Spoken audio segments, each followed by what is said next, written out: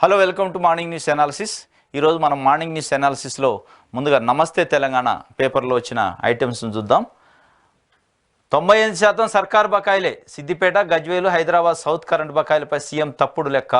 97.8% నీటిపారుదల ప్రభుత్వ కార్యాలయాలే. సిద్దిపేట సర్కిల్లో బకాయి 1984.31 కోట్లు. నీటిపారుదల శాఖ బకాయిలే 1019 కోట్లు ఉన్నాయి. అందులో హెచ్టీ ప్రభుత్వ సర్వీసులవి 919 కోట్లు. గృహ వినియోగదారులవి ఓన్లీ 0.35% మాత్రమే. సిద్దిపేట, గజ్వేల్ ప్రజలను అవమానించిన సీఎం. అసెంబ్లీ సాక్షిగా రేవంత్ రెడ్డి తప్పుడు ప్రకటన అంటూ మొన్న శ్వేతపత్రం విడుదల చేసిన దాంట్లో విద్యుత్ పైన పెట్టిన శ్వేతపత్రంలో గజ్వేలు, సిద్దిపేట, అదేవిధంగా పాత బస్తీకి సంబంధించి విద్యుత్ బకాయిలు వసూలు చేయడంలో అక్కడ ఉన్న స్థానిక ఎమ్మెల్యేలు సహకరించట్లేదు అని చెప్పి ఒక ప్రకటన గవర్నమెంట్ నుంచి వచ్చింది. ఇది మొత్తం తప్పుడు నివేదిక సీఎం రేవంత్ రెడ్డి అసెంబ్లీకి ఇచ్చారు.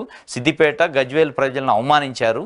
ఇది తప్పు. ఓన్లీ ప్రభుత్వ కార్యాలయాలకు సంబంధించి మాత్రమే బకాయిలు ఉన్నాయి. ఎక్కడా కూడా గృహ వినియోగదారులు బకాయిలు చాలా తక్కువ, 0.35% మాత్రమే ఉన్నాయి. సిద్దిపేట ప్రజల్ని, గజ్వేల్ ప్రజల్ని అవమానించితే ఒప్పుకునేది లేదు అన్నట్లు నమస్తే తెలంగాణ ఒక వార్త సిద్దిపేట మరియు గజ్వేల్కి సంబంధించిన ప్రజల కోసమే వార్త రాసినట్టు పెద్ద హెడ్డింగ్ పెట్టి రాశారు. అదేవిధంగా ఇంకొక ప్రధాన వార్త, ఐటీ కడితేనే రేషన్ కట్టు. 3.5 ఎకరాలకు మించి భూమి ఉంటే అనర్హత. రేషన్ కార్డుకు ఆధారు, పాన్ కార్డు లింకు. రైతు బంధుతో రేషన్ దరఖాస్తులు క్రాస్ చెక్కు. ఈ నెల 27న విధి విధానాల విడుదల. మీ సేవలోనే దరఖాస్తులు వడపోతా. ఫార్మాట్లో లేకుంటే అక్కడే తిరస్కరణ. రేషన్ దరఖాస్తులపై సివిల్ సప్లైపై కసరత్తు. నిబంధనలపై ఎన్ఐసికి అధికారులు లేక. ఐటీ కడితే రేషన్ కార్డు కట్టు అని చెప్పి ఒక వార్త ప్రధానంగా. అంటే ఇప్పుడు ఏదైతే 28 నుంచి డిసెంబర్ 28 జనవరి 6 వరకు గ్రామ సదస్సుల్లో రేషన్ కార్డులకు సంబంధించిన దరఖాస్తులు తీసుకోవాలని తెలంగాణ ప్రభుత్వం నిర్ణయించిన విషయం తెలిసిందే. దానిపైన ప్రధానంగా ఒక నెగిటివ్ వార్తని ప్రజలకి చెప్పే పని నమస్తే తెలంగాణ. 3.5 ఎకరాలకు మించి భూమి ఉన్నా, లేదంటే ఐటీ ఏదో ఇన్కమ్ ట్యాక్స్ కట్టే వ్యక్తులకి రేషన్ కార్డు కట్టు అని చెప్పి ఒక వార్త ఇచ్చారు. మరి వారికి ఏ విధంగా ఈ ఇన్ఫర్మేషన్ వచ్చిందో తెలియదు.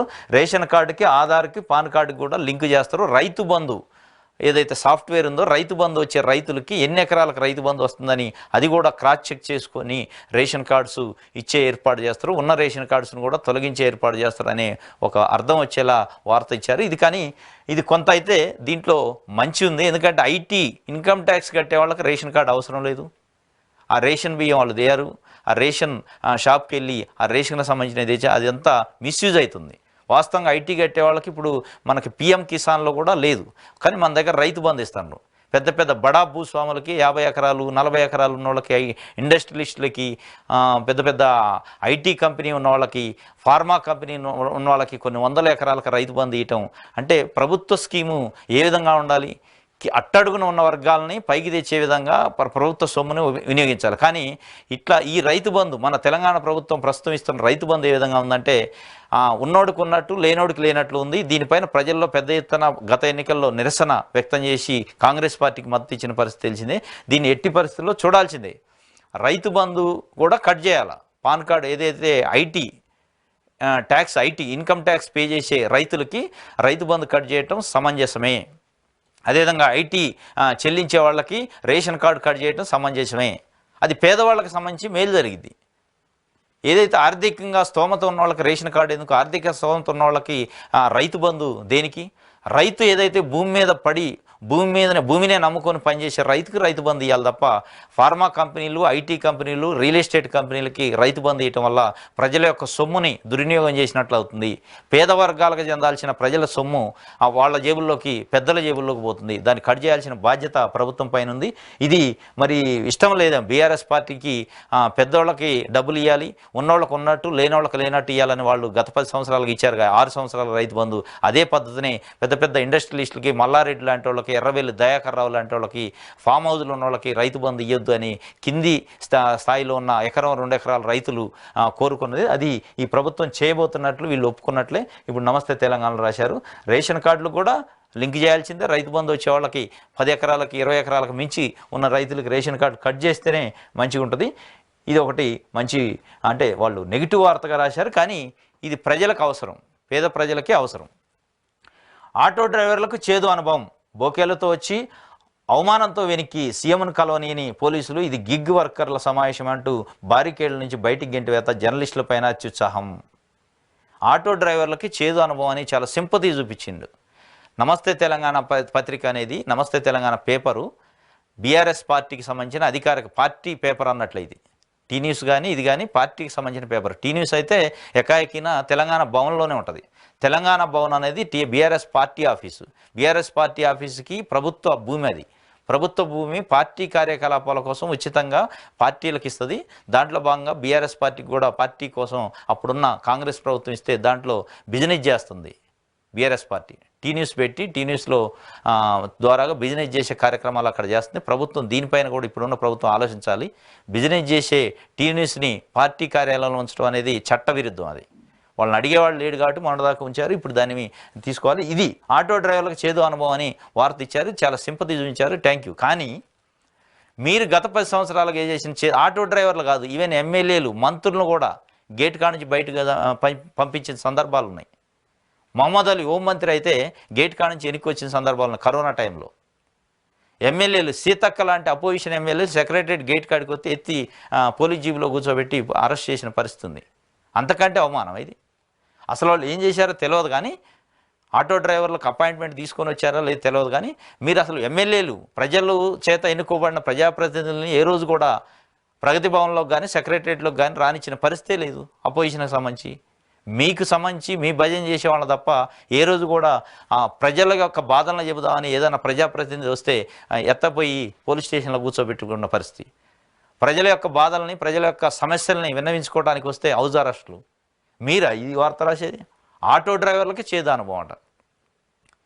మీరు చేసిన ఘనకార్యం ఇది కదా. 10 సంవత్సరాల నుంచి ఆటో డ్రైవర్లు కాదు, ఆటో డ్రైవర్లు ఇంకా అసలు నయము.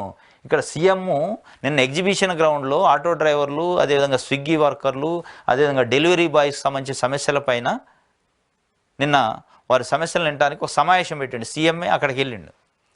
ఇదే ప్లేస్లో కేసీఆర్ సీఎం అయి ఉంటే అక్కడ ఓడు వీళ్ళని అక్కడికి రప్పించుకోడు.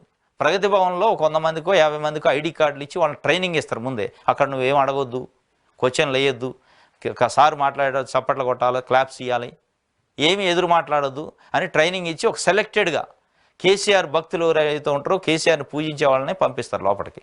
అట్లా ఎన్ని చూడలే. రైతులు, ఆశా వర్కర్లకు సంబంధించి సెలెక్టెడ్గా పర్సన్స్ పంపిస్తారు. ఇంకా ఆ సీఎం రేవంత్ రెడ్డి అయినా వాళ్ళ దగ్గరకు పోయి వాళ్ళ బాధలు విని 1 గంట సేపు 2 గంటలో వాళ్ళతో గడిపి వాళ్ళ సమస్యలపైన స్పందించి వాళ్ళ సమస్యలను ఏం చేయాలని ఆలోచించాడు. అదే కేసీఆర్ అయితే కనీసం గేట్లోకి రానిచ్చేవాడు కాదు కదా. ఇది చేదు అనుభవం ఎట్లా ఇది?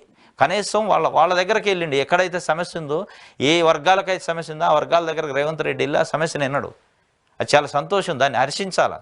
మీరు ఇంకా చేదు అనుభవం అట. మీరు చేసిన ఘనకార్యాలు, మీరు చేసిన చేదు అనుభవాల కంటే ఇది చాలా చిన్నది.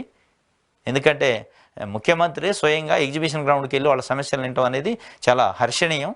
మీరు దాన్ని ఒప్పుకోవాలి తప్ప మీరు చేసిన ఘనకార్యాలు, మీరు చేసిన రచ్చ, మీరు చేసిన బీభత్సం మామూలుగా లేదు. ఒక రాజరిక పోకడిని సూచించారు. ఎక్కడా కూడా రైతులు కానీ, కార్మికులు కానీ, ఉద్యోగస్తులు కానీ సమస్యలు చెప్పుకునే పరిస్థితి లేదు. ఆ ప్లాట్ఫామే లేదు. వినేటోడు లేడు కనీసం. ఇంకా వాళ్ళు కనీసం వింటుండవు. అది మీరు అభినందించాల్సింది పోయి చేదు అనుభవం, బొక్యాలతో అవమానించారు, వెనక్కి పంపారు. నువ్వు మంత్రులనే పంపితే ఎమ్మెల్యేలు, మంత్రుల్ని, అపోజిషన్ లీడర్ని మెడబెట్టి గెంటి బయటికి పంపిన పరిస్థితి. అంతకంటే అవమానం ఇది. ఇది ఇక్కడ ఆటో డ్రైవర్లకు చేదు అనుభవం అంటే పక్కనే ఇంకొక వార్త రాసి గిగ్ వర్కర్లు ఆటో డ్రైవర్లకు 5 లక్షలు ప్రమాద బీమా. మరి ఆటో డ్రైవర్లకు అవమానించిండని ఎడ రాసినాక ఆటో డ్రైవర్లకు 5 లక్షల ప్రమాద బీమా ఎట్లా ఇస్తాడు? అంటే లోపలికి ఆటో డ్రైవర్లు వెళ్ళాలనే కదా. కొంతమందిని ఆడ ఫ్లోటింగ్కో ఏదో తిరస్కరించి ఉండొచ్చు, అపాయింట్మెంట్ లేకపోవచ్చు. ఆటో డ్రైవర్ల సమస్యలు ఎన్నడు అంటే ఆటో డ్రైవర్ లోపల ఉన్నట్టే కదా. గిగ్ వర్కర్లకి, ఆటో డ్రైవర్లకి 5 లక్షల ప్రమాద బీమా, ఆరోగ్యశ్రీ ద్వారా 10 లక్షల ఉచిత వైద్యం, క్యాబ్ డ్రైవర్ల కోసం టీ హబ్ ద్వారా ప్రత్యేక యాప్, అసంఘటిత కార్మికులకు సామాజిక భద్రత. ఎగ్జిబిషన్ గ్రౌండ్ సమావేశంలో సీఎం రేవంత్ రెడ్డి. ఇది చాలా శుభపరిణామం. వాళ్ళు పాపం స్విగ్గీ వర్కర్లు కానీ, జొమాటో వర్కర్లు కానీ, ఈ ఫుడ్ డెలివరీ బాయ్స్ కానీ, ఈ లేదైతే ఓలా వాళ్ళు కానీ, ఉబర్ వాళ్ళు కానీ, వీళ్ళు మొత్తం కూడా చాలామంది రోడ్ల మీద కంటిన్యూగా తిరుగుతూ ఉంటారు. ఏ టైంలో ఏ యాక్సిడెంట్ అయిద్దో తెలియదు. కొంతమంది చనిపోయిన పరిస్థితి కూడా ఉంది పాపం. అంగవైకల్యం అయిన పరిస్థితి కూడా ఉంది. అట్లాంటి వాళ్ళకి చాలా ఆసరా 5 లక్షల ప్రమాద బీమా అనేది ఆ వ్యక్తి ఏదైతే నిత్యం రోడ్ల మీద ఉంటారు కాబట్టి ఏదైనా యాక్సిడెంట్ అయ్యి చనిపోతే దురదృష్టవశాత్తు 5 లక్షలు ఆ ఫ్యామిలీకి అనేది చాలా ఆసరా, చాలా మంచి ప్రోగ్రామ్ ఇది. అదేవిధంగా 10 లక్షల ఆరోగ్యశ్రీ ఇవ్వడం అనేది కూడా చాలా మంచి ప్రోగ్రామ్. 10 సంవత్సరాల తెలంగాణ ప్రభుత్వం ఆలోచించింది, రేవంత్ రెడ్డి గారి ప్రభుత్వం ఆలోచించడం అనేది. చాలా పేదవాళ్ళు ఉంటారు ఈ ఊబర్లో కానీ, దీంట్లో చేసేవాళ్ళు, ఓలాలో చేసేవాళ్ళు కానీ, ఫుడ్ డెలివరీ బాయ్స్ కానీ చాలా నిరుపేదలు ఇల్లు వెళ్ళని పరిస్థితుల్లో ఆ పనిని ఎన్నుకుంటారు. వాళ్ళకి ఇది ఇవ్వటం అనేది చాలా శుభపరిణామం, దీన్ని మెచ్చుకోవాలి. ఇక్కడ ఆటో డ్రైవర్లకు అవమానం ఉండి అక్కడ ఆటో డ్రైవర్లకు 5 లక్షల ప్రమాద బీమా ఉన్నాయి. ఇదే ద్వంద్వ వైఖరి అన్నట్టు. నమస్తే తెలంగాణ పత్రికకి ఈ అనుభవాలు, చేదు అనుభవాల గురించి, ప్రజాస్వామ్యం గురించి రాసే హక్కే లేదు. మీరు ప్రజాస్వామ్యాన్ని పాతరేశారు 10 సంవత్సరాలు. ఒక విద్యార్థి సంఘాన్ని రానిరు, కార్మిక సంఘాన్ని రానిరు, ఉపాధ్యాయ సంఘాన్ని రానిరు, కనీసం పబ్లిక్ నుంచి ఎన్నికైన ప్రజాప్రతినిధులు రానిరు, ప్రగతి భవన్కి కంచెలేస్తారు. మీరు రాసే అర్హత మీకు లేదు. ఇది నమస్తే తెలంగాణకు కానీ, టీ న్యూస్కి కానీ. నేడు బీఆర్ఎస్ స్వేదపత్రం గణాంకాలతో సహా తెలంగాణ వాస్తవ ముఖ చిత్రం. తెలంగాణ భవన్ వేదికగా power point presentation. Ekadashi PV వర్ధంతి నేపథ్యంలో నేటికి వాయిదా. గత 9.5 ఏళ్ల కాలంలో బీఆర్ఎస్ పార్టీ చేసిన అభివృద్ధి, బీఆర్ఎస్ పార్టీ చేసిన సంక్షేమం గురించి స్వేదపత్రం అట. చెమట ఓడ్చే స్వేదం అంటే చెమట ఓడ్చి మేము రయ్యనక పగులనక కష్టపడి ప్రజలకి ఎంతో మేలు చేసినాం, రాష్ట్రాన్ని చాలా ముందంజలోకి తీసుకుపోయినాం అంటున్నాం. మరి ఇన్ని వేల మంది సమస్యలతో ఎందుకు వస్తారు? మీరంతా బంగారు తెలంగాణ చేస్తే పొద్దున్నైతే బంగారు తెలంగాణ అనేది, బంగారు తెలంగాణ కేసీఆర్ అంతా వీరుడు లేడు సూర్యుడు లేడు అని భజన చేసి ఇవాళ ఇంతమంది సమస్యలతో కొన్ని వందల మంది, కొన్ని వేల మంది ప్రజావాణికి వస్తున్నారు. ఎందుకు వస్తున్నారు? మీరు సరైన పరిపాలన అందించుంటే, మీరు సమస్యలు ఇని ఉంటే ప్రజలే ఈరోజు ఇంతమంది ఎందుకు వస్తున్నారు? కొన్ని వేల మంది వస్తున్నారు రోజు సెక్రటరీకి సాయంత్రం పూట. ఒక స్వేచ్ఛాయుతమైన ప్రజాపాలన, అది సమస్యల పరిష్కారం అయితే లేదా పక్కన పెడితే ఇప్పుడు ఈ ప్రభుత్వాన్ని చూడాల్సిన అవసరం ఉంది, ఇంకా టైం ఉంది. కానీ వాళ్ళు కనీసం మనది ప్రభుత్వ కార్యాలయం, మన కార్యాలయంలోకి మనం వెళ్తాం ఫీల్ అన్న ఇస్తున్నారు. ఇప్పుడు అది కూడా లేదు. ఒక నిర్బంధం, గేటు తాకే పరిస్థితి లేదు. సెక్రటరియట్ గేట్ కానీ, ప్రగతి భవన్ గేట్ కానీ మామూలు వ్యక్తులు పోయి గేటు తాకే పరిస్థితి లేదు. కేసీఆర్కి ఇష్టమై కేసీఆర్ పిలిపించుకున్న వ్యక్తి తప్ప కేసీఆర్కు ప్రభుత్వానికి ఏమైనా చెబుదాము, వాడికి కడుపులో ఉన్న సమస్యను చెబుదామని పోతే ఈయనే నాదులు లేడు. మీరు శ్వేతపత్రాలు విడుదల చేస్తారు. దేనికి శ్వేతపత్రం? ప్రజలు 2 సార్లు సహకరించి ప్రజలు మీకు మద్దతు ఇస్తే మీరు అధికారంలోకి వచ్చారు, మీరు చేసే పని మీరు చేశారు. దాంట్లో ఏదో పగలనక రెయ్యి అనక 20 గంటలు కష్టపడ్డాం, 18 గంటలు కష్టపడ్డాం, మేము కడుపు కట్టుకొని పని చేసినాం, మా అంత వీరులు లేరు సూర్యులు లేరు అని చెప్పుకోవడానికే. మీరు చేసిన ఘనకార్యం అంతా ప్రజలు చూసే మొన్న తీర్పిచ్చారు. మీరు చేసిన ఘనకార్యాలు 10 సంవత్సరాల నుంచి ఎంత మంచి పనులు చేశారు, ఎంత ఘనకార్యాలు చేశారు, ప్రజలను ఏ విధంగా రిసీవ్ చేసుకున్నారు, ప్రజలకు ఏ విధంగా గౌరవించారు, మనిషిని మనిషిగా ఏ విధంగా గౌరవించారో ప్రజలు బుద్ధి చెప్పారు. అయినా ఇప్పటికీ మీకు రాక మళ్ళా కుటుంబ పాలన, హరీష్ రావు కేటీఆర్ తప్ప అక్కడ ఎవడు చెప్పడం, మళ్ళా వేరేవాడు చెప్పే అవకాశమే లేదు. ఇది నమస్తే తెలంగాణకు సంబంధించి ఈరోజు ఉన్న వార్తలు. నెక్స్ట్ వెలుగు పత్రిక, వెలుగులో పేపర్లో వచ్చిన ఐటమ్స్ని చూసే ప్రయత్నం చేద్దాం. సర్కారు చేతుల్లోకి ధరణి, టెర్రాసిస్ కంపెనీ కాంట్రాక్ట్ రద్దు చేయాలని ప్రభుత్వం నిర్ణయం, త్వరలోనే సెంటర్ ఫర్ గుడ్ గవర్నెన్స్కు పోర్టల్ నిర్వహణ బాధ్యతలు. ఇప్పటికే సీజీజీతో సంప్రదింపులు, భూమాతగా మారనున్న పేర్లు, భూ రికార్డులు, రైతుల వివరాలను భద్రంగా ఉంచేందుకే చర్యలు. విదేశీ కంపెనీ చేతిలో ధరణి ఉండడంపై గతంలో విమర్శలు. అక్టోబర్లో టెర్రాసిస్ కాంట్రాక్ట్ ముగిసినా మళ్ళీ దానికే అప్పగించిన గత బీఆర్ఎస్ ప్రభుత్వం. ముందు దివాలా కంపెనీకి, తర్వాత విదేశీ సంస్థకు. భూ రికార్డుల ప్రక్షాళన సమయంలోనే integrated land record management system కు సాఫ్ట్వేర్ డిజైను, డెవలప్మెంటు, ఇంప్లిమెంటేషన్ కోసం 2018 జనవరి 8న అప్పటి బీఆర్ఎస్ ప్రభుత్వం వివిధ కంపెనీల నుంచి రిక్వెస్ట్ ఫర్ ప్రపోజల్ను ఆహ్వానించింది. IFLS అనే కంపెనీ ఈ ప్రాజెక్టును దక్కించుకొని 2018 మేలో ప్రభుత్వంతో అగ్రిమెంట్ చేసుకుంది. తర్వాత 2020లో ILRMS పేరును ధరణిగా నాటి సర్కారు మార్చింది. అదే ALFS కంపెనీ ధరణి నిర్వహణ కూడా చూసుకున్నది. అయితే RFPలోని రూల్స్ ప్రకారం కంపెనీ దివాలా తీస్తే వెంటనే కాంట్రాక్ట్ రద్దు చేయాలి. కానీ అగ్రిమెంట్ చేసుకున్న 4 నెలలకే ILFS కంపెనీ డిఫాల్ట్ లిస్టులో చేరిన అప్పటి బీఆర్ఎస్ సర్కారు ఎలాంటి చర్యలు తీసుకోలేదు. ఒక డిఫాల్టెడ్ కంపెనీకి ఈ ధరణి బాధ్యతలు ఇచ్చింది. సెంటర్ ఫర్ గుడ్ గవర్నెన్స్ అని ప్రభుత్వానికి సంబంధించిన సంస్థ ఉంది. దాన్ని వదిలేసి ఎవడో అసలు విదేశీ కంపెనీ డిఫాల్టెడ్ కంపెనీకి ప్రజల యొక్క ఆస్తులకు సంబంధించిన రికార్డు మొత్తం వాడి చేతిలో పెట్టి ప్రజల యొక్క ఆస్తుల్ని, అంటే ఆస్తులు అంటే భూములకు సంబంధించి ధరణి అంటే ప్రతి వ్యక్తికి ఉన్న భూమికి సంబంధించిన రికార్డు వాళ్ళ చేతిలో పెట్టి వాళ్ళు నిర్వహణ చేసే విధంగా చేశారు. ఏంది దీని ఉద్దేశం? తెలంగాణ ప్రభుత్వానికి సంబంధించిన అనేక సంస్థలు ఉన్నాయి టెక్నాలజీకి సంబంధించి, వాళ్ళకి అప్పచెప్పాలా. ఇప్పుడు అదే ఇది తెలంగాణలో ఇప్పుడు వచ్చిన కొత్త ప్రభుత్వం సర్కార్ చేతుల్లోకి ధరణి వ్యవస్థను తీసుకుంటుంది. ఇది చాలా గుడ్ డెసిషన్. ఎందుకంటే టెర్రాసిస్ కంపెనీ కాంట్రాక్ట్ రద్దు చేయాలని ఆల్రెడీ మొన్న అక్టోబర్లో టెర్రాసిస్ కంపెనీకి సంబంధించిన కాంట్రాక్ట్ అయిపోతే మళ్ళీ రెన్యువల్ చేశారు బీఆర్ఎస్ ప్రభుత్వం. వాడు అసలు ఎవరికి చెప్పేది ఉన్నదిగా, వాళ్ళు ఒంటెత్తి పోకడం, వాళ్ళ నిర్ణయం దాని వెనక వాళ్ళ సొంత లాభాలు చూసుకోవడం తప్ప. ఇప్పుడు వచ్చిన ప్రభుత్వం తెలంగాణకు సంబంధించిన రైతులకు సంబంధించిన భూములు, ఆస్తులకు సంబంధించిన వ్యవహారాలను ఒక ప్రైవేట్ కంపెనీ నుంచి విముక్తి చేసి ప్రభుత్వం సంస్థ అయిన సెంటర్ ఫర్ గుడ్ గవర్నెన్స్కి అప్పజెప్పే పనిని చేపట్టింది. ఇది చాలా హర్షణీయం. దీనివల్ల ప్రజల యొక్క ఆస్తులకు రక్షణ ఉంటుంది.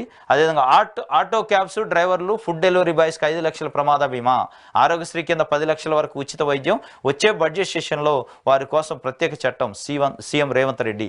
క్యాబ్ డ్రైవర్లకు ఓలా, ఉబర్ తరహాలో టీ హబ్ నుంచి యాప్, ఆందోళన చెందొద్దు, అండగా ఉంటామని హామీ.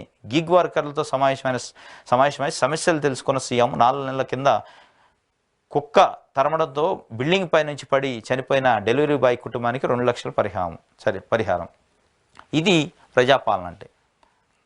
ప్రజల గురించి ఆలోచించాలంటే ప్రజలు ఉన్న దగ్గరకు పోయి ఆ ప్రజల యొక్క సమస్యల్ని, ఆ వర్గాల యొక్క సమస్యలైన ఆటో కార్మికులు, క్యాబ్ వర్కర్లు, ఫుడ్ డెలివరీ సంబంధించిన స్విగ్గీ, అదే జొమాటోకి సంబంధించిన బాయ్స్ ఉంటారు, వాళ్ళ యొక్క సమస్యలనే ఎగ్జిబిషన్ గ్రౌండ్కి పోయి విని వాళ్ళకి 5 లక్షల ప్రమాదమే యాక్సిడెంటల్ ఇన్సూరెన్స్ ఇచ్చి 10 లక్షల ఆరోగ్యశ్రీ పథకాన్ని ఇచ్చి, అదేవిధంగా ఈ మధ్యకాలంలో కుక్క ఎమ్మటపడటం వల్ల ఫుడ్ డెలివరీ బాయ్ బిల్డింగ్ పై నుంచి కింద పడితే అతన్ని ఆదుకున్న నాదుడే లేడు, వాళ్ళకి 2 లక్షల సీఎం రిలీఫ్ ఫండ్ నుంచి ఇచ్చిన పరిస్థితి కూడా మనం చూడవచ్చు. ఇది సీఎం రేవంత్ రెడ్డి తీసుకున్న ఒక చారిత్రాత్మకమైన నిర్ణయం. దీనివల్ల చాలా కుటుంబాలకి ఆసరా అవుతుంది. ఎందుకంటే ఈ స్విగ్గీ కానీ, ఓలా కానీ, ఇట్లాంటి ఫుడ్ డెలివరీ కానీ చేసేవాళ్ళు చాలా నిరుపేద కుటుంబాల నుంచి ఇల్లు గడవని పరిస్థితుల్లో ఆ పనులు చేస్తారు. వాళ్ళకి ఈ 5 లక్షల బీమా అనేది చాలా చాలా అవసరం, ఆసరా ఇస్తుంది. 10 లక్షల ఆరోగ్యశ్రీ కూడా అవసరం, ఆసరా ఇస్తుంది. ఇదే విధంగా మొన్న బీఆర్ఎస్ పార్టీ వాళ్ళ ఎన్నికల మేనిఫెస్టోలో ఒక అంశాన్ని పెట్టింది. ప్రతి వైట్ రేషన్ కార్డు ఉన్న తెలంగాణలో ఉన్న ప్రతి వైట్ రేషన్ కార్డుదారుడికి ప్రమాద బీమా 5 లక్షలు ఇస్తాం. ఏదైతే రైతు బీమా ఉంది కదా, ఇప్పుడు రైతు ఒక గుంట ఉన్నా, ఒక 10 ఎకరాలున్నా, 100 ఎకరాలున్నా, 50 ఎకరాలున్నా, ప్రతి రైతుకి చనిపోతే అది ఏ కారణం చేత అయినా చనిపోవచ్చు, 5 లక్షలు బీమా ఉంది. ఆ బీమాని మిగతా పౌరులకు కూడా, ల్యాండ్లెస్ పీపుల్ ఉంటారు కదా, బిలో పవర్టీలో ఉన్న రేషన్ కార్డు ఉన్న ప్రతి వ్యక్తికి అమలు చేస్తామని వాళ్ళు బీఆర్ఎస్ పార్టీ వాళ్ళ మేనిఫెస్టోలో పెట్టింది. దాన్ని మీరు తీసుకుంటే ప్రజలు మిమ్మల్ని హర్షిస్తారు. ఆ అంశాన్ని బీఆర్ఎస్ పార్టీ మేనిఫెస్టో అయినప్పటికీ మీరు ప్రజాపాలన అంటున్నారు కాబట్టి ప్రజలకు సంబంధించిన ఎక్కువ మందికి మేలు చేసే, చేయూతనిచ్చే అంశం. ఎందుకంటే చిన్న చిన్న ప్రైవేట్ ఉద్యోగాలు చేసేవాళ్ళు, భూమి లేని వ్యవసాయ కార్మికులు అనేక మంది ఉన్నారు. పాపం వాళ్ళు చనిపోతే కనీసం ఆసరా లేదు ప్రభుత్వం నుంచి. వాళ్ళకి 5 లక్షల బీమా ఇస్తే అది వ్యవసాయ కూలీ కావచ్చు, చిన్న చిన్న ప్రైవేట్ ఎంప్లాయీస్ కావచ్చు, రేషన్ కార్డు దారులు ఉండి భూమి లేని వాళ్ళకి రైతు బీమా లేదు కాబట్టి ఆ రైతు బీమా ప్లేస్లో ఈ బీమాను పెడితే వాళ్ళకి చాలా ఉపయోగకరం ఉంటుంది. ఆ కుటుంబ పెద్ద చనిపోతే ఆ కుటుంబానికి సంబంధించి పిల్లలకి, ఆ భార్యకి చేదోడు వాదోడుగా 5 లక్షల రూపాయలని చాలా చాలా చాలా చాలా అవసరం, అవకాశాన్ని ఇస్తుంది వాళ్ళకి. ఎందుకంటే వాళ్ళ కనీసం కొంతమంది పేదలు చనిపోతే ఇంటి పెద్ద దహన సంస్కారాలకు కూడా డబ్బులు లేని పరిస్థితుల్లో చందాలు వేసుకొని గ్రామస్తులు చేసిన పరిస్థితి మనం చూస్తున్నాం. అట్లాంటి వాళ్ళకి ప్రభుత్వం ఆసరా ఇవ్వాలి. ఎందుకంటే అట్టడుగు వర్గాలను పైకి తేయడానికి ప్రభుత్వం యొక్క సొమ్ము కానీ, ప్రభుత్వం యొక్క విధానం కానీ, ప్రభుత్వం యొక్క లక్ష్యం ఉండాలి తప్ప.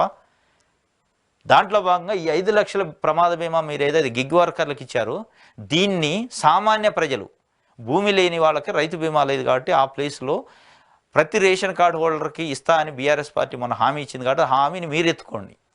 మిమ్మల్ని ప్రజలు మర్చిపోరు, మిమ్మల్ని ప్రజలు గుర్తుపెట్టుకుంటారు. ఎందుకంటే ప్రతి మండలంలో దాదాపు రోజుకు 10 మంది చనిపోయే పరిస్థితి. ఒక 10 మందికి మీరు 5 లక్షల చొప్పున ఒక మండలంలో ఇవ్వగలుగుతున్నట్టే అది పెద్ద ఎత్తున మీ పార్టీకి ప్రచారం అయింది, మీ ప్రభుత్వానికి కూడా ప్రచారం అయింది, వాళ్ళకి చేయూత ఇస్తుంది.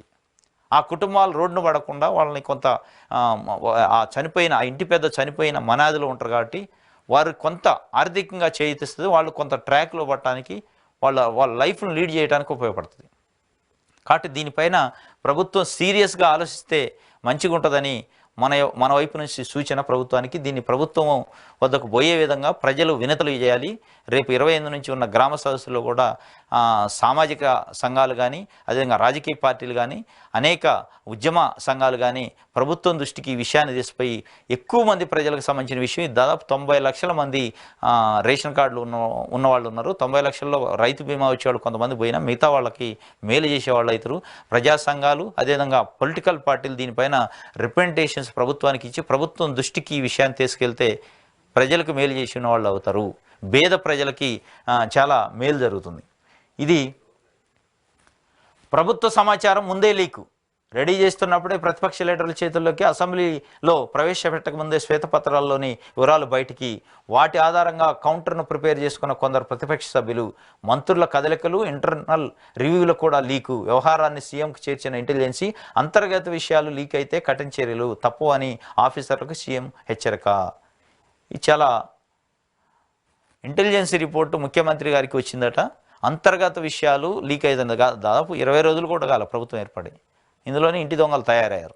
అది అధికారుల మరి రాజకీయ పార్టీలో ఉన్న నాయకులు కానీ ఇంటి దొంగలు తయారయ్యారు.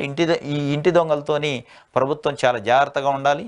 ఎందుకంటే ఈ అంతర్గత విషయాలు లీక్ కావటం వల్ల రాజకీయ అనిశ్చితి ఏర్పడే ప్రమాదం కూడా ఉంటుంది. ఇది ఎందుకంటే ప్రతిపక్షాలకు ముందే సమాచారం లీక్ చేయటం వల్ల ఎత్తులకు పై ఎత్తులు వేసే అవకాశం ఉంటుంది. కేసీఆర్ తక్కువడేం కాదు, చాలా జాగ్రత్తగా ఉండాల్సిన అవసరం ఉంది. ఎందుకంటే అవకాశం వస్తే ఏ పార్టీ అయినా వాడుకోవడానికి ప్రయత్నం చేస్తుంది. దీన్ని కట్ చేసే పనిని రేవంత్ రెడ్డి ముఖ్యంగా తీసుకోవాలి. అంతర్గత విషయాలు లీక్ కావటం అనేది చాలా సీరియస్ విషయం. ఇది ఈరోజు వెలుగు పత్రికలో వచ్చిన అంశాలు. వెలుగు పత్రికని మనం చూసాం. తర్వాత సాక్షిలో ఈరోజు వచ్చిన ప్రధాన వార్తలను చూద్దాం. ఠాక్రే ట్రాన్స్ఫర్, పార్టీ తెలంగాణ ఇన్ఛార్జిని మార్చిన కాంగ్రెస్ అధిష్టానం, గోవా రాష్ట్ర వ్యవహారాల ఇన్ఛార్జిగా నియామకం. దీపాదాస్ మున్షికి కేరళ, లక్షద్వీపుల ఇన్ఛార్జి పదవితో పాటు అదనంగా తెలంగాణ బాధ్యతలు. రాష్ట్రంలో అధికారంలోకి వచ్చిన 20 రోజులకే ఠాక్రేని తప్పించడంపై పార్టీ నేతల విస్మయం. శనివారం గాంధీభవన్లో నేతలతో సమీక్షిస్తున్న సమయంలో ఆయనకు సమాచారం. వెంటనే అక్కడి నుంచి వెళ్లిపోయిన నేత మార్పుపై అసంతృప్తి. ఠాక్రేని రాష్ట్రానికి పంపిణీ అసెంబ్లీ టార్గెట్ పూర్తయిందని టీపీసీ వర్గాలు. త్వరలోనే పూర్తి స్థాయిలో కొత్త ఇన్ఛార్జిని నియమించే అవకాశం. పార్టీ కీలక సమావేశాలు జనవరి తొలి వారానికి వాయిదా. దీపాదాస్ మున్షి అనే వెస్ట్ బెంగాల్కి సంబంధించిన ఎంపీ. ఈమెకి ఆల్రెడీ కేరళ అదేవిధంగా లక్షద్వీపుల కాంగ్రెస్ పార్టీ ఇన్ఛార్జి, దానికి అదనపు బాధ్యతలు తెలంగాణకి కూడా ఇచ్చారు. మొన్నటిదాకా ఉన్న మాణిక్యరావు ఠాకరే ఏదైతే ఉన్నారో కాంగ్రెస్ పార్టీని అధికారంలోకి తీసుకురావడానికి గత సంవత్సరం కాలంగా చాలా పెద్ద ఎత్తున వారు కృషి చేశారు. అనేక సమావేశాలు, అనేక బుజ్జగింపులు చేసిన ఘనత వీరికే ఉంది. ఎంత కాదనుకున్నా వారి హయాంలో పార్టీ అధికారంలోకి వచ్చింది. కానీ దురదృష్టవశాత్తు అధికారంలోకి వచ్చిన 20 రోజుల్లోనే వారిని మార్చడం మరి కాంగ్రెస్ పార్టీ వ్యూహం ఏందనేది తెలియట్లేదు. దీపాదాస్ మున్షి ఆల్రెడీ తెలంగాణతో కొంత సంబంధాలనే మన ఎలక్షన్ టైంలో కొన్ని ఎలక్షన్ మేనేజ్మెంట్ వ్యవహారాలు మేడం చూశారు.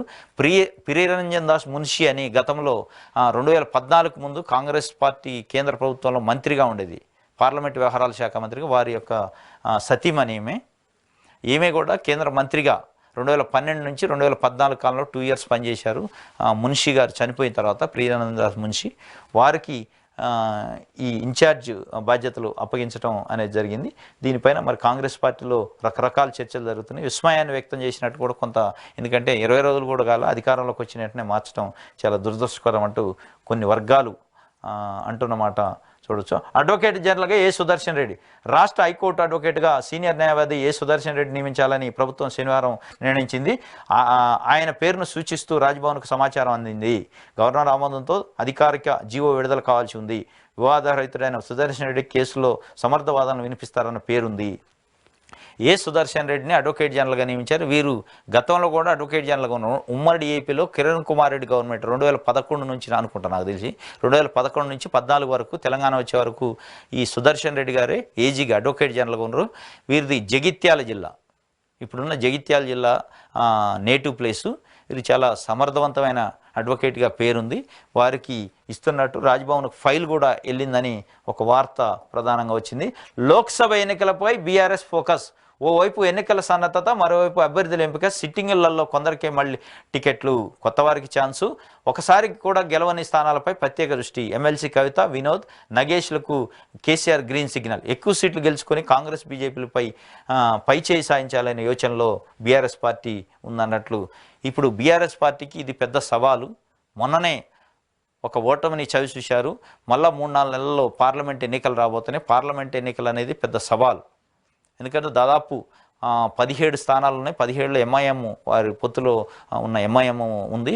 అది పోను 16 స్థానాల్లో మెజారిటీ స్థానాలు బీఆర్ఎస్ పార్టీ గెలుచుకుంటే తప్ప బీఆర్ఎస్ పార్టీకి సంబంధించి పార్టీ పరంగా చాలా ఇబ్బందులు, అంతర్గత కుమ్ములాట్లు పెరిగే అవకాశం ఉంది.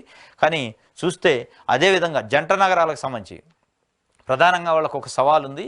ఎందుకంటే మొత్తం జంట నగరాల్లో జిహెచ్ఎంసీ పరిధిలో 15 ఎమ్మెల్యే స్థానాలు ఒక్కటి కూడా కాంగ్రెస్ పార్టీ గెలవలే. అటు మల్కాజ్గిరి పరిధి కావచ్చు, సికింద్రాబాద్ పరిధిలో కావచ్చు. సికింద్రాబాద్ పరిధిలో ఒక నాంపల్లి ఒకటి తప్ప మిగతా అన్ని టీఆర్ఎస్ గెలిచింది. మల్కాజ్గిరి పరిధిలో కూడా మొత్తం కూడా టీఆర్ఎస్ పార్టీ ఎమ్మెల్యేలు మొన్న గెలిచిన పరిస్థితి. అక్కడ మళ్ళీ ఎంపీ ఎన్నికల్లో అదే రిజల్ట్ని చూపించగలకపోతే దెబ్బపడింది. అదే వాళ్ళు ఇప్పటివరకు గెలవని స్థానాల మీద ప్రత్యేక దృష్టి పెట్టినాడు. ఇప్పటివరకు గెలవని స్థానాల్లో మల్కాజ్గిరి ఉంది, సికింద్రాబాద్ కూడా ఉంది.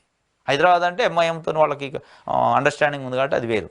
ఈ 2 స్థానాలు కూడా ప్రతిష్టాత్మకం. ఈ 2 స్థానాల్లో రిజల్ట్ చూపించడం ఇక్కడ గెలిచిన ఎమ్మెల్యేలకి ప్రతిష్టకు సంబంధించిన విషయం, పార్టీకి కూడా సంబంధించిన విషయం.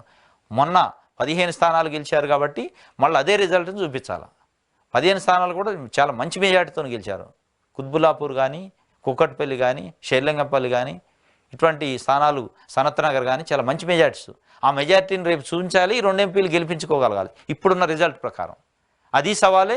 మిగతా స్థానాలలో కూడా ఇప్పుడు నిజామాబాద్ కానీ, కరీంనగర్ కానీ, కవిత, వినోద్ కుమార్ కానీ కొన్ని స్థానాలు ఉన్నాయి. వరంగల్ రిజర్వ్డ్ స్థానం కానీ, మహబూబాద్ రిజర్వ్డ్ స్థానం కానీ, వరంగల్ మహబూబాద్ రిజర్వ్డ్ స్థానంలో కాంగ్రెస్ క్లీన్ స్వీప్ చేసింది. ఖమ్మంలో కాంగ్రెస్ క్లీన్ స్వీప్ చేసింది.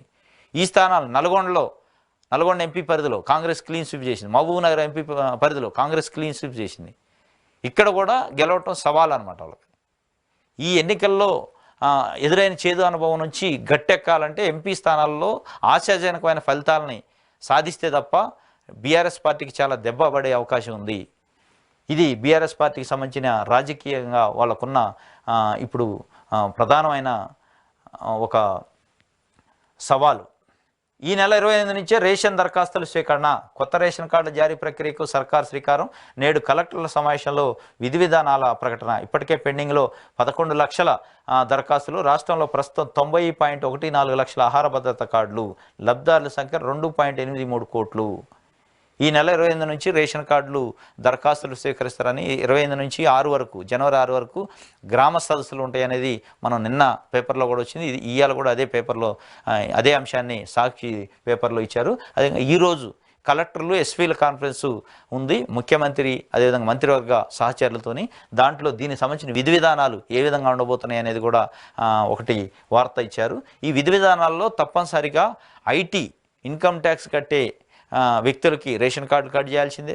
రైతు బంధు 20 ఎకరాలు 30 ఎకరాలు ఉన్న వ్యక్తులకి రైతు బంధు వస్తుంది కాబట్టి దానికి లింకప్ చేసి రేషన్ కార్డుని అట్లాంటి పెద్ద రైతులకి కట్ చేయటం వల్ల పేద వర్గాలకి ఈ రేషను ఎక్కువ అందే అవకాశం ఉంటుంది. కాబట్టి వాళ్ళ కట్ చేయటం వల్ల ప్రభుత్వం పైన కూడా బడ్డెన పడదు. ఎందుకంటే 20 ఎకరాలు 30 ఎకరాలు ఉన్న రైతులు ఆ రేషన్ బియ్యం తెచ్చుకోరు, ఆ రేషన్ బియ్యం వాడట్లేదు కాబట్టి నిరుపయోగం అయిపోతున్నాయి. కాబట్టి దాన్ని కూడా ప్రభుత్వం ఆలోచిస్తే మంచిగా ఉంటుంది. ఆ విధి విధానాలు అది పెట్టాలి. నీళ్ళు ఇవ్వండి, కరెంట్ ఇస్తాం. కృష్ణా జలాలపై మహారాష్ట్రకు విజ్ఞప్తి చేయనన్న రాష్ట్ర సర్కార్. ఆ రాష్ట్రంలో కృష్ణా ఉపనదిపై ఉన్న కోయినా డ్యాం నుంచి నీటి విడుదల కోరాలనే నిర్ణయం. కోయినాలో కోల్పోయే మేర కరెంటును రాష్ట్రం నుంచి ఇస్తామనే ప్రతిపాదన. శ్రీశైలంలో సాగర్లలో నిల్వలు అడుగంటిపోవడంతో సర్కార్ ఆలోచన. మహారాష్ట్ర, కర్ణాటక ప్రభుత్వాలు అంగీకరిస్తేనే సాధ్యం. మనకిప్పుడు శ్రీశైలం, నాగార్జున సాగర్ సంబంధించి చాలా డెడ్ స్టోరేజ్లో ఉంది. వానాకాలం పంటలో కూడా చాలా వరకు పంట దిగుబడి తగ్గింది, పంట విస్తీర్ణం తగ్గింది. ఇప్పుడు యాసంగి అయితే అసలు వేసే పరిస్థితి లేదు. క్రాప్ హాలిడే ప్రకటించారు సాగర్ కింద కానీ శ్రీశైలం కింద. ఆ డెడ్ స్టోరేజ్లో ఉన్న పరిస్థితులు మనకి ఇప్పుడు మన రాష్ట్రానికి నీళ్ళు అవసరం ఉంది. ఆ నీళ్ళని కర్ణాటక, మహారాష్ట్ర నుంచి ప్రభుత్వం రిక్వెస్ట్ చేస్తుంది అక్కడ ప్రభుత్వాలని, మీరు నీళ్ళు ఇవ్వండి, ఆ నీళ్లకు బదులుగా మేము కరెంటు మీకు సరఫరా చేస్తామని చెప్పి అంటున్నారు. అది ఏం చేస్తారో అక్కడ ఉన్న ప్రభుత్వాలు అనేది చూడాలి. రిజిస్ట్రేషన్లకే పరిమితి. కొత్త ప్రభుత్వంలో కదలిక లేని రెవెన్యూ కార్యకలాపాలు. రిజిస్ట్రేషన్ల మినహా ధరణి లావాదేవీల స్తబ్దత, సర్టిఫికెట్ల జారీ, క్రిస్మస్ తోపైకే తహసీల్ ఆఫీసులు పరిమితం. ఫైళ్లన్నీ పక్కన పెట్టేసిన కలెక్టర్లు పట్టించుకొని సీసీఎల్ఏ. భూముల సమస్యలకు సంబంధించి 2.3 లక్షల దరఖాస్తులు పెండింగు. ప్రభుత్వ ఆదేశాల కోసం కలెక్టర్లు, రెవెన్యూ యంత్రాంగము, ప్రజలు ఎదురుచూపులు. నేడు కలెక్టర్ల సదస్సులో సీఎం స్పష్టతనిస్తేనే లక్షలాది అర్జీదారులకు పరిష్కారం. రిజిస్ట్రేషన్లు ఒకటే అవుతున్నాయి. గత ఎలక్షన్ కోడ్ వచ్చినప్పటి నుంచి కూడా చాలా చోట్ల మిగతా మాడ్యూల్స్ అన్నీ బంద్ అయినాయి ధరణిలో. అంటే కరెక్షన్స్ కావచ్చు, సర్వే నెంబరు కరెక్షన్ కావచ్చు, లేదంటే విస్తీర్ణం పరిమితి కావచ్చు, రకరకాల సమస్యలతో దరఖాస్తు పెట్టుకునే అన్నీ కూడా నిలుపుదల చేశారు. ఎన్నికల కోడ్ ఉంది, ఆ ఎలక్షన్స్ డ్యూటీలో రెవెన్యూ అధికారులు ఉంటాం, అదొకటి. అయితే కొత్త ప్రభుత్వం వచ్చాక మొత్తాన్ని నిలుపుదల చేయండి. ఈ కొత్త సిస్టమ్ పైన అసలు ఈ ధరణి పైన రివ్యూ చేసిన తర్వాతనే ఆ సమస్యల పైన ముందుకెళ్దామని చెప్పి ప్రభుత్వమే మౌఖిక ఆదేశాలు ఇచ్చినట్లు. ఓన్లీ రిజిస్ట్రేషన్లు తప్ప మిగతా ఏం కావట్లేదు. 2.3 లక్షల దరఖాస్తులు పెండింగ్లో ఉన్నాయి. ఆ దరఖాస్తులు ఎదురు చూస్తున్నారు. ప్రభుత్వం దీనిపైన ఈరోజు జరిగే కనీసం కలెక్టరల్ కాన్ఫరెన్స్లోనే ఒక స్పష్టతని రైతులు ఎదురు చూస్తున్న పరిస్థితి. దీనిపైన సీరియస్గా ప్రభుత్వం కూడా దృష్టి పెట్టాలి. ఎందుకంటే చాలామంది రైతులు అనేక భూ సమస్యలతో దరఖాస్తు చేసుకొని ఎదురు చూస్తున్నారు సమస్యల పరిష్కారానికి. ఆ పరిష్కరిస్తే వాళ్ళకి చాలా మేలు జరిగిద్ది. ఆ మేలు జరిగింది కాబట్టి దానిపైన ఈ రెవెన్యూ సదస్సుల్లో ఏదైనా పరిష్కారం అవుతుందా అని ఎదురు చూస్తున్నారు. కాబట్టి కలెక్టర్ల సమావేశంలో దానిపైన నిర్ణయం తీసుకుంటే బాగుంటుంది. అదేవిధంగా చివరిగా ఈనాడు పత్రికలో ఈరోజు వచ్చిన వార్తలను చూద్దాం. గిగ్ కార్మికుల కోసం ప్రత్యేక బిల్లు, 5 లక్షల ప్రమాద బీమా, 10 లక్షల వరకు ఉచిత వైద్యం. ముఖ్యమంత్రి రేవంత్ రెడ్డి. ఇది అన్ని పేపర్లో కూడా అదే ఇచ్చారు. గిగ్ కార్మికులకు సంబంధించి నీళ్లను ఖాళీ చేయాల్సింది. మేడిగడ్డ కుంగుబాటుపై అధ్యయనానికి అది తప్పనిసరి. అన్నారం సునీళ్లలోనూ జలాల తరలింపుకు అనుమతి ఇవ్వండి. ప్రభుత్వాన్ని కోరుతున్న నీటిపారుదల శాఖ. మేడిగడ్డ కుంగుబాటుపై ఎంక్వైరీ విచారణ చేయాలంటే ఆ నీళ్లను మొత్తం తరలించాల్సిందే.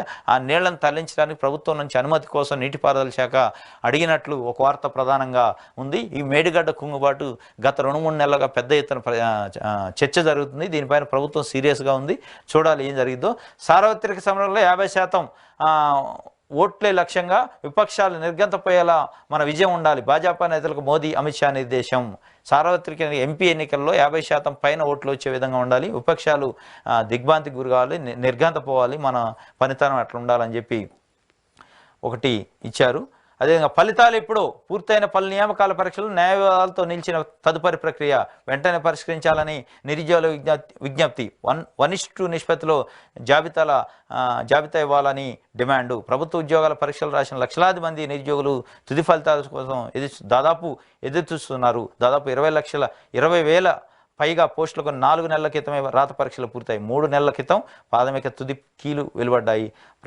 ప్రశ్నాపత్రాల లీకేజీ అనంతరం గ్రూప్ 4 పరీక్షలను ఓఎంఆర్ లీకేజీ అనంతరం ఓఎంఆర్ పద్ధతిలో మిగతా నోటిఫికేషన్ల కంప్యూటరైజ్డ్ ఆధారిత పరీక్షలు నిర్వహించారు. ఇప్పటికే రాత పరీక్షలు పూర్తయినాయి. ఇప్పటికే చాలా రాత పరీక్షలు గురుకులాలకు సంబంధించి దాదాపు ఒక 22 రకాలకు సంబంధించిన పోస్టులకి రాత పరీక్షలు ఆగస్టు నెలలో పూర్తయినాయి. చాలామంది లక్షలాది మంది ఎదురు చూస్తున్నారు. ఆ పరీక్షలకు సంబంధించిన ఫలితాలు ఇప్పుడు వస్తాయని. అదేవిధంగా టీఎస్పీఎస్కి సంబంధించి కూడా చాలా పరీక్షలు నిర్వహించి ఉన్నారు. ఆ ఫలితాలకు సంబంధించి ఎదురు చూస్తున్న నిరుద్యోగ అభ్యర్థులు ఎదురు చూస్తున్నారు. దానిపైన ప్రభుత్వం దృష్టి పెట్టి ఆ ఫలితాలను తొందరగా రిలీజ్ చేసే వ్యవహారం చూస్తే నిరుద్యోగులకు మేలు జరుగుతుంది.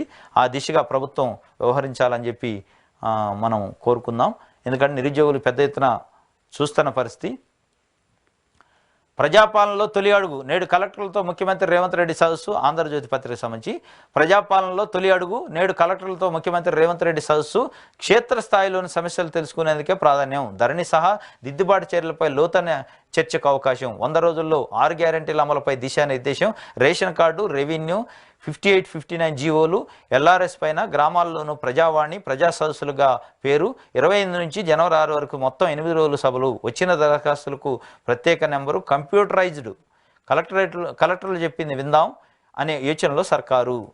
ఈరోజు కలెక్టర్లు ఎస్పీలకు సంబంధించిన కాన్ఫరెన్సు ముఖ్యమంత్రి ఆధ్వర్యంలో మంత్రివర్గ సహచరులు పాల్గొంటారు. దాంట్లో కలెక్టర్లు, అన్ని జిల్లాల కలెక్టర్లు కూడా పాల్గొంటారు.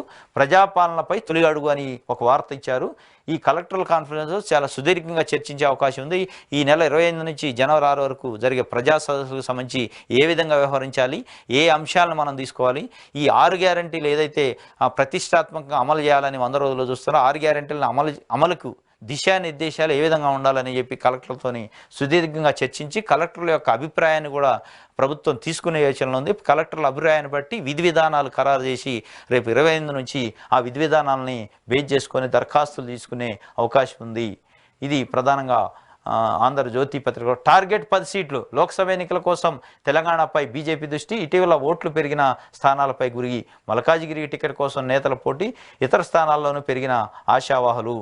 10 సీట్లు గెలుచుకోవాలి, 17 సీట్లు ఉన్నాయి తెలంగాణలో, 10 సీట్లు గెలుచుకోవాలని టార్గెట్గా తెలంగాణ బీజేపీ అధిష్టానం దిశానిర్దేశం చేస్తున్నట్టు టార్గెట్ 10 సీట్లు అనే ఒక వార్త వచ్చింది. కానీ అది అంత ఈజీ అయ్యే పరిస్థితి లేదు. ఎందుకంటే తెలంగాణ బీజేపీ అధ్యక్ష స్థానాన్ని మార్చిన తర్వాత తెలంగాణలో బీజేపీ డౌన్ఫాల్ స్టార్ట్ అయింది. బండి సంజయ్ని మార్చిన తర్వాత మరి వారి వ్యూహం ఏందో అధిష్టానం. అదేవిధంగా తెలంగాణలో ఉన్న బీజేపీ కార్యకర్తలు, బీజేపీ పార్టీకి సంబంధించిన సానుభూతి పరులే తెలంగాణ హైకమాండ్ యొక్క నిర్ణయాన్ని జీర్ణించుకోలేని పరిస్థితుల్లో మన అసెంబ్లీ ఎన్నికల్లో ఫలితాలు చూసాం. 8 సీట్లు సాధించారు. వారు 25 సీట్లు సాధిస్తామని ఒక అంచనా పెట్టుకున్నారు. 8 సీట్లకి పరిమితమయ్యారు. మరి 10 సీట్లు సాధించడం అనేది కూడా వాళ్ళు వ్యూహాత్మకంగా అడుగులేస్తే తప్ప అంత ఈజీ అయ్యే పరిస్థితి లేదు. ఇది ఆంధ్రజ్యోతి పేపర్లో వచ్చిన ఈరోజు ప్రధానమైన అంశాలు. అదేవిధంగా వెలుగు పత్రిక, మనం ఆల్రెడీ వెలుగు పత్రికలో చూసాం. ఇది ఈరోజు మార్నింగ్ న్యూస్ అనాలిసిస్ సంబంధించి మనం పేపర్లని పరిశీలించడం, అనాలిసిస్ చేయడం జరిగింది. రేపు తాజా వార్తలతోని మళ్ళా మార్నింగ్ న్యూస్ అనాలిసిస్లో కలుసుకునే ప్రయత్నం చేద్దాం. నేను మీ శ్రీనివాస్.